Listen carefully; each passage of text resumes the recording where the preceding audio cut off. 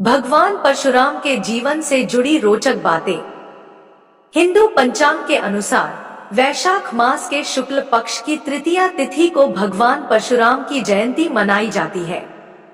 धार्मिक ग्रंथों में बताया गया है कि इसी दिन भगवान विष्णु के अवतार परशुराम का जन्म हुआ था। यहाँ हम भगवान परशुराम से जुड़ी कुछ रोचक बातें प्रस्तुत कर रहे हैं। भीष्म को नहीं कर सके पराजित। महाभारत के अनुसार भीष्म ने भगवान परशुराम से अस्त्र शस्त्र की विद्या प्राप्त की थी। एक बार काशी में हो रहे स्वयंवर में भीष्म ने काशीराज की 3 पुत्रियों को उठाया, जिनमें अंबा भी थी। जब अंबा ने भीष्म से कहा कि उसने मन ही मन किसी अन्य को अपना पति मान लिया है, तो भीष्म ने उसे छोड़ दिया। अंबा ने फिर भगवान परशुराम से अपनी व्यथा सुनाई। भगवान परशुराम ने भीष्म को विवाह करने के लिए कहा, लेकिन भीष्म ने इनकार कर दिया। इसके बाद दोनों में भीषण युद्ध हुआ, लेकिन अंततः भगवान परशुराम ने अस्त्र रखना छोड़ दिया और न कोई हार हुई न कोई जीत। भगवान परशुराम का जन्म। भगवान परशुराम का जन्म एक विशेष घटना से जुड़ा हुआ है।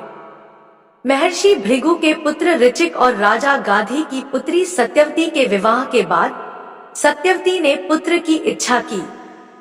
महर्षि भृगु ने उन्हें 2 फल दिए और कहा कि ये फल सही तरीके से खाने से पुत्र प्राप्त होगा। लेकिन सत्यवती और उनकी मां ने गलती से गलत वृक्ष का आलिंगन किया। इसके परिणाम स्वरूप सत्यवती का पुत्र परशुराम क्षत्रिय गुणों वाला और उनकी माता का पुत्र ब्राह्मण स्वभाव का हुआ। श्री कृष्ण के प्रस्ताव का समर्थन। महाभारत के युद्ध से पहले जब श्री कृष्ण ने संधि का प्रस्ताव दिया था, भगवान परशुराम भी उस सभा में उपस्थित थे। उन्होंने धृतराष्ट्र से श्री कृष्ण की बात मानने की सलाह दी थी। श्री राम से कोई विवाद नहीं हुआ।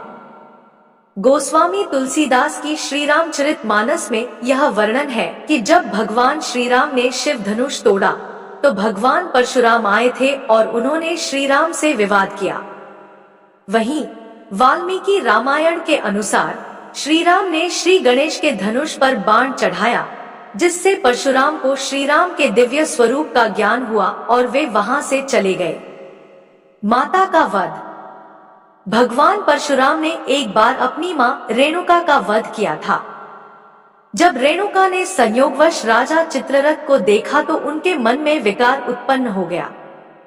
इस पर मुनि जमदग्नि ने अपनी पत्नी को शाप दिया कि उनके पुत्रों में से कोई भी माता का वध न करे, लेकिन परशुराम ने बिना सोचे समझे अपनी माता का वध कर दिया।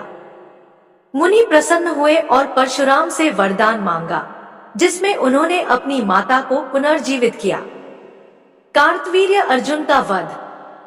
कार्तवीर्य अर्जुन ने भगवान परशुराम की माता के रूप में कामधेनु का अपमान किया।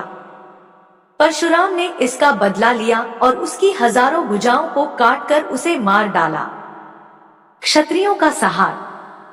भगवान परशुराम ने 21 बार धरती को क्षत्रिय विहीन किया, क्योंकि वे क्षत्रिय राजाओं की अत्याचारों से नाराज थे। उन्होंने क्षत्रियों के पापों का प्रतिकार किया और उन्हें समाप्त किया। पृथ्वी का दान।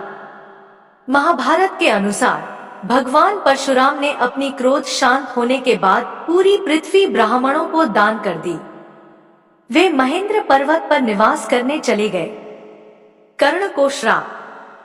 भगवान परशुराम ने कर्ण को श्राप दिया था कि जब उसे अपनी शस्त्र विद्या की सबसे अधिक आवश्यकता होगी, तब वह उसे भूल जाएगा। यह श्राप कर्ण के लिए मृत्यु का कारण बना। राम से परशुराम बनने की कहानी।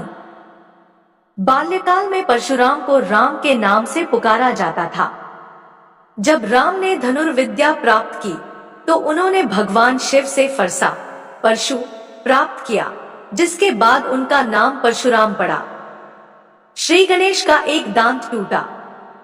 परशुराम ने एक बार श्री गणेश से क्रोधित होकर फरसे से वार किया, जिससे उनका एक दांत टूट गया। यही कारण है कि श्री गणेश को एकदंत कहा जाता है। परशुराम के भाइयों के नाम। परशुराम के 3 बड़े भाई थे, रुक्मवान, सुषेणवसु और विश्वावसु और परशुराम चौथे थे। अमर परशुराम। हिंदू धर्म में भगवान परशुराम को अमर माना गया है। उन्हें अष्टचिरंजीवी में गिना गया है और ऐसा माना जाता है कि वह वर्तमान समय में भी तपस्या में लीन है।